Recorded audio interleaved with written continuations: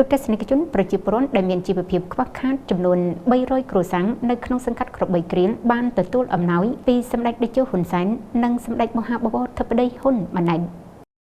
ឯកឧត្តមសូសុភាងទីប្រឹក្សាផ្ទាល់សម្ដេចតេជោហ៊ុនសែនប្រធានព្រឹទ្ធសភានិងជាប្រធានក្រុមការងារមនុស្សធម៌សម្ដេចតេជោនិងសម្ដេចធិបតីកាលពីថ្ងៃទី21ខែកក្កដាឆ្នាំ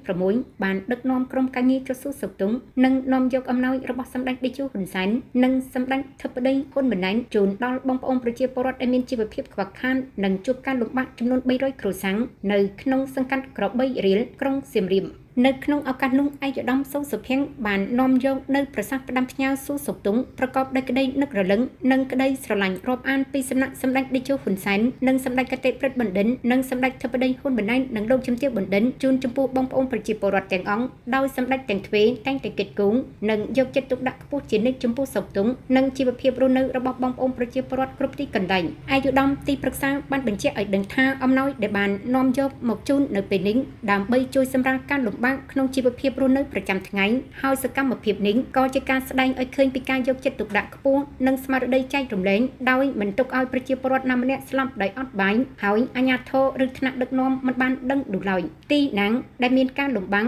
ទីនោះតែងតែមានប្រមុខក្រុមការងារមនុស្សធម៌និងអាជ្ញាធរចុះទៅជួយអន្តរាគមន៍និងសម្រាលទុក្ខលំបាកបានទាន់ពេលវេលាលោកនួនពុទ្ធិរាំងអភិបាលក្រុងសៀមរាបបានសម្ដែងនៅកតញ្ញូតាធម៌និងសេចក្តីដឹងគុណបំផុតចំពោះសម្ដេចតេជោហ៊ុនសែននិងសម្ដេចគតិព្រឹទ្ធបណ្ឌិតនិងសម្ដេចធិបតីហ៊ុនម៉ាណែតនិងលោកជំទាវបណ្ឌិតដែលជានិច្ចកាលតែងតែយកចិត្តទុកដាក់និងគិតគូរខ្ពស់បំផុតចំពោះសុខទុក្ខនិងជីវភាពរស់នៅរបស់ប្រជាពលរដ្ឋ